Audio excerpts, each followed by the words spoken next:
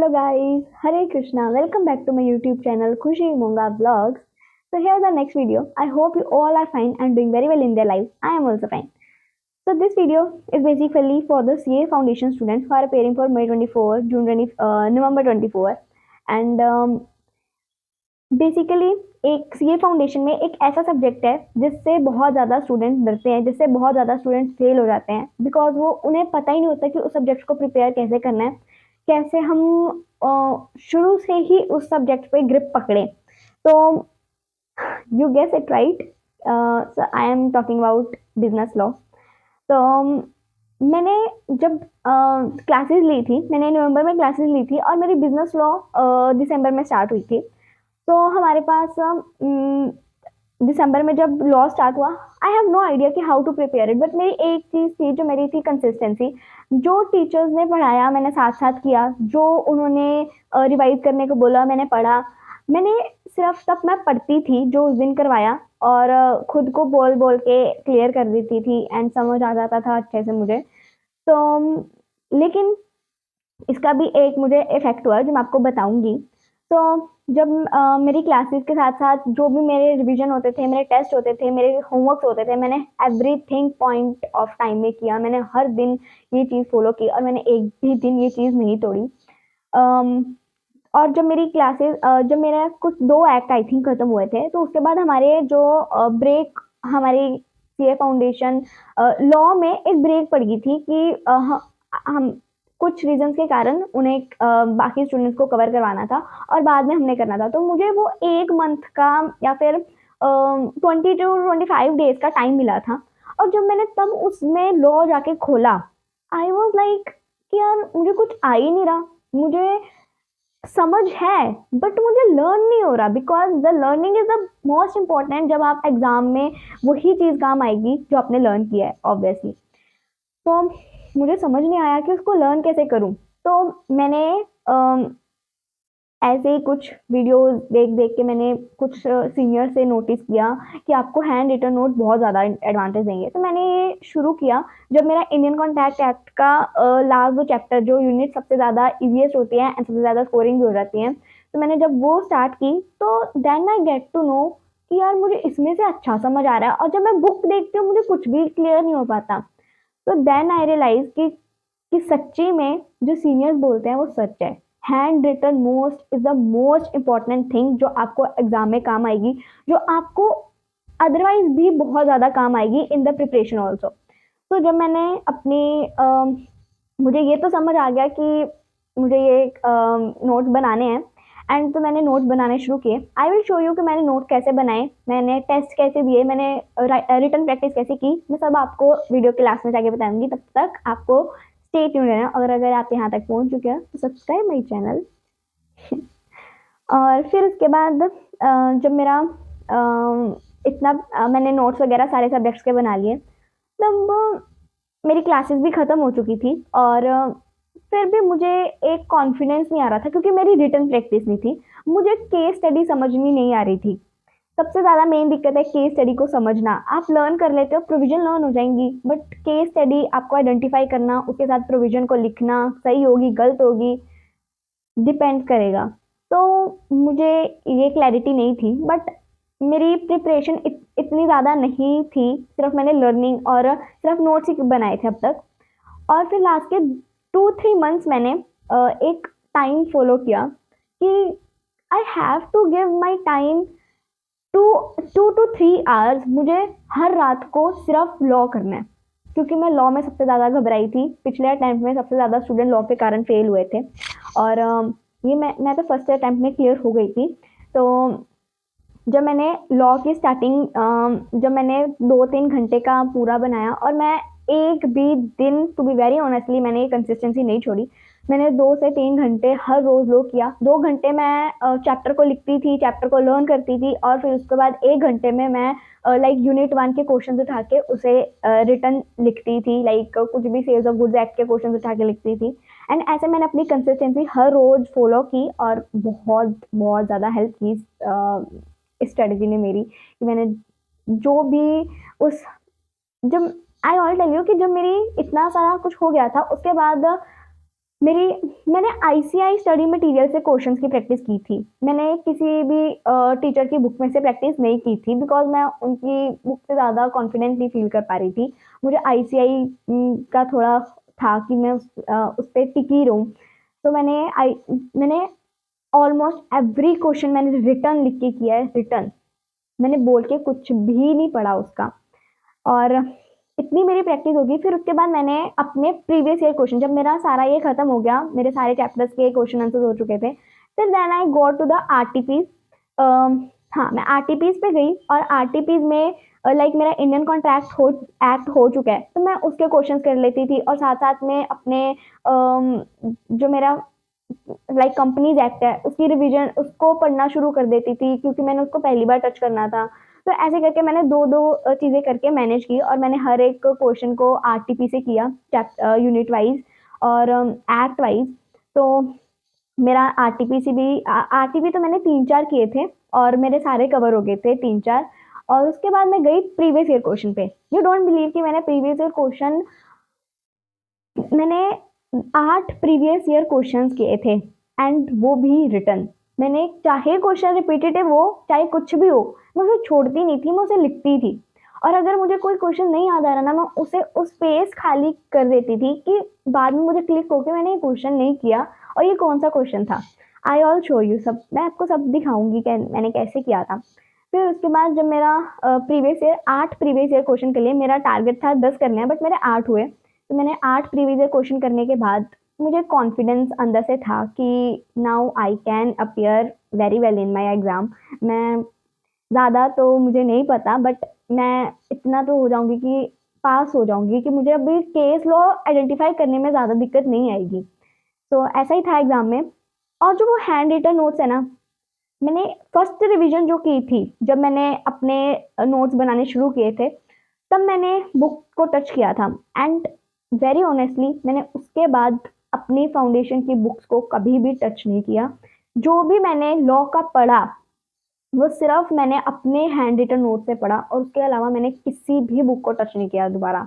और मेरी 5 से 6 बार ऐसे, क्योंकि हम एक बार रिवीजन करते हैं हमें टाइम लग जाता है, फिर उसके बाद धीरे धीरे टाइम कम होने लगता है। तो मेरे साथ भी ऐसा था। मुझे लाइक जैसे क्वासी कॉन्ट्रैक्ट वाले थे, ये वाले चैप्टर्स मुझे बहुत ज़्यादा इजी लगने लग पड़े थे, तो उन्हें मैं बहुत जल्दी प्रिपेयर कर लेती थी, लाइक इन हाफ आवर और 40 to 45 मिनट्स उन्हें पढ़ के ख़त्म कर देती थी। एंड इतनी ज़्यादा बार मैंने पढ़ लिए थे ना वो चैप्टर्स, मुझे एज इट इज़ मुझे एग्ज़ाम में याद थी वो चीज़ें एंड बहुत ज़्यादा हेल्प हुई थी। और मेरे जब एग्ज़ाम दे रही थी मेरे सामने कुछ भी नहीं आ रहा था गाइस, सिर्फ मुझे मेरे हैंड रिटन नोट दिख रहे थे कि मैंने ये चीज़ वहाँ लिखी थी, ये चीज़ वहाँ लिखी थी, ये चीज़ मैंने उस टाइम पे हाईलाइट की थी कि मुझे नहीं याद आएगी और ये वही है। और एक बेसिक मिस्टेक मैंने की थी कि मैंने इतने सारे प्रीवियस ईयर क्वेश्चन कर लिए थे ना, तो मुझे एक आइडिया हो गया कि यार ये टॉपिक में से एक भी क्वेश्चन नहीं आया तो ये क्वेश्चन आएगा ही नहीं। बट आई विल ऑनेस्टली से ऐसा मत करके जाना एग्जाम में। और जो आपको लग रहा है ना कि ये एग्जाम में नहीं आएगा, ये टॉपिक एग्जाम में नहीं आने वाला, आप उस सोच से करो कि यही एग्जाम में आएगा, बिकॉज ऐसा होता है। जो एग्जाम में मैंने सारा तो नहीं, बट मैंने बिल्कुल लाइट सी प्रोविजन छोड़ी थी कि यार इसमें मुझे ज़्यादा फोकस नहीं देना, बस मैंने एक बार रीड ही किया था, तो मैं उसको पढ़ के नहीं गई थी अच्छे से। और जब मैंने एग्जाम देखा और वो प्रोविजन में और वो क्वेश्चन मेरे सामने एज इट इज क्वेश्चन मेरे सामने, आई वाज लाइक कि मतलब इतना सारा प्रिपेयर किया और आज तक वो क्वेश्चन ना आया हो, बट वो प्रोविजन इस बार आ गई है। तो ये मैं यही बोलूँगी कि एक कंसिस्टेंसी रखो, हर चीज़ करके जाओ, कुछ भी मत छोड़ के जाओ। Now I all show you कि मैंने अपने हाँ, उसके बाद जब मैंने ये सारा कर लिया, मेरे प्रीवियस ईयर क्वेश्चंस हो गए, फिर उसके बाद मैंने टेस्ट सीरीज परचेज की। टेस्ट सीरीज मैंने चैप्टर वाइज टेस्ट देने शुरू किया और मैं चैप्टर वाइज लर्न करती थी, चैप्टर वाइज टेस्ट देती भी थी। हर एक दिन बाद मेरा टेस्ट हो जाता था और टेस्ट भी मैं प्रॉपर देती थी और आई ऑल शो यू कि मेरे मार्क्स कैसे आए हैं। और देन उसके बाद सारी टेस्ट सीरीज मेरे जो मेन दिक्कत एग्ज़ाम में आई थी वो ये थी कि मुझे ज़्यादा बीसीआर में टाइम नहीं मिला। मैंने सारा फोकस ही लॉ में कर दिया था क्योंकि मैंने लॉ इतने अच्छे से किया था और मुझे वही कॉन्फिडेंस था, क्योंकि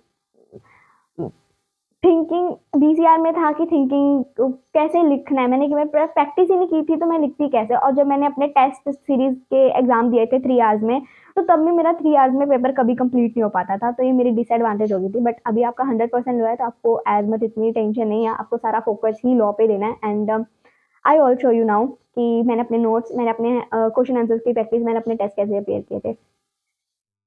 तो ये मेरे हैंड रिटन नोट्स हर एक यूनिट के मैंने, गाइस ये देखो, मैंने सिर्फ इतने इतने नोट्स बनाए थे।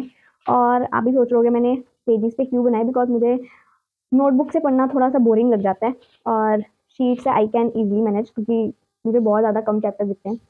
एंड ये मेरी यूनिट 4, ये मेरा सारा सेल्स ऑफ गुड्स एक्ट सिर्फ इतने पेजेस में मैंने कवर किया था। एंड मैंने हर एक प्रोविजन लिखी थी इसमें, और बार बार मैंने यही चीज़ें एग्जाम में जाके पढ़ी थी, और इसको ही बार बार लर्न किया था। तो ये मेरा सेल्स ऑफ गुड्स एक्ट, और ये मेरा पार्टनरशिप एक्ट। एंड ये मेरा पार्टनरशिप एक्ट, कुछ सेक्शंस मैं जो नहीं लिख पाती थी, और वो मैं रेफर कर देती थी कि मैंने बुक्स में से ही करने हैं। और ऐसे मैंने करके सारे नोट्स बनाए थे। मैंने ज़्यादा कलरी नोट्स नहीं बनाए थे, बस मुझे था कि लर्निंग हो जाए। उस टाइम मेरे पास टाइम ज़्यादा नहीं था। And this is my company act, ये सबसे पहले मैंने शुरू किया था क्लासेस के साथ साथ बनाना। और मुझे यही हाईलाइटिंग चीज़ें एग्जाम में याद आ रही थी। और जो आई ऑल शो यू, जो ये वाले क्वेश्चंस थे, अल्ट्रा वायर्स और इंडोर मैनेजमेंट, ये सब मुझे एज इट इज़ आज भी याद है, और मुझे एग्जाम में भी एज इट इज़ ही याद थे। मुझे पता था इसमें से क्वेश्चन आएगा, तो मैंने बिल्कुल एज इट इज़ याद किया था, और बहुत ईजी लैंग्वेज में मैंने लिखा था, बट लॉ की लैंग्वेज ही थी। और ये मेरा एलएलपी एक्ट, एलएलपी एक्ट पे मैंने ज़्यादा फोकस नहीं किया था, इसलिए मैंने इसके साथ जो इंपॉर्टेंट क्वेश्चन थे वही टच किए, और मैंने एग्जाम में एलएलपी एक्ट को देखा भी नहीं। तो ये मेरे नोट्स थे, और ये मेरी क्वेश्चन आंसर्स की नोटबुक। मैंने सेल्स ऑफ गुड्स एक्ट से शुरू किया, एंड मैंने जितने भी क्वेश्चंस, लाइक मैंने ये नहीं लिखा था, तो मेरे जितने भी क्वेश्चंस थे आईसीआई के मटेरियल में, मैंने सारे के सारे कवर किए। यू कैन सी दैट ये यूनिट 4। एंड उसके बाद मैंने कंपनी एक्ट शुरू किया, उसके जितने क्वेश्चन थे मैंने सारे किए। फिर इंडियन कॉन्ट्रैक्ट एक्ट शुरू किया, उसके हर एक क्वेश्चन को मैंने लिख लिख के देखा, और कभी भी मिस नहीं किया मैंने ये। और एंड दिस इज़ हाउ, यहाँ मैंने, ये सारे मेरे प्रीवियस ईयर क्वेश्चन शुरू हो गए थे। ये लाइक नवंबर 19 का प्रीवियस ईयर, मैंने नवंबर 19 का प्रीवियस ईयर किया, एंड नवंबर 20 का किया। मेरे ये सारे के सारे प्रीवियस ईयर है, और जो मेरी गलती थी मैं उसे हाईलाइट भी करती थी, और जो क्वेश्चन मुझे लगते थे कि मैंने बहुत अच्छे से एक्सप्लेन कर लिए, अप्रिशिएट भी करती थी। और ये मेरा जनवरी 21, मैं ये टॉपिक छोड़ के गई थी, और यही एग्जाम में आया था। और ऐसे करके मैंने अपने सारे के सारे, ये जुलाई 21, एंड मैंने सारे के सारे क्वेश्चंस कवर किए थे। तो ये सारी नोटबुक मेरी क्वेश्चंस पे ही कवर है। और नाउ आई शो यू कि मेरे टेस्ट कैसे होते थे। ये मेरी टेस्ट नोटबुक थी, तो इसमें सारे टेस्ट मिक्स हैं। तो लाइक मैंने लॉ का टेस्ट दिया था, और मेरे जिसमें मुझे वहाँ अप्रिसिएशन मिलती थी, मैं यहाँ भी लिख देती थी कि मुझे अप्रिसिएशन मिली है, एंड सो दैट मेरा कॉन्फिडेंस बूस्ट हो। और जैसे जैसे वो एक्सप्लेन करते थे वैसे वैसे मैंने किया। ये मेरा टेस्ट 4 आया, और ऐसे करके मैंने बहुत सारे टेस्ट, ये मेरा टेस्ट 5 आया। ऐसे मैंने बहुत सारे, इनफैक्ट सभी सब्जेक्ट्स के टेस्ट दिए थे। And I all show you, ये मेरा टेस्ट था जिसमें मुझे जो मेरे वो वाले टेस्ट थे 3 आवर्स वाले टेस्ट, और इसमें से मेरे 100 आउट ऑफ 70 आए थे एक बार।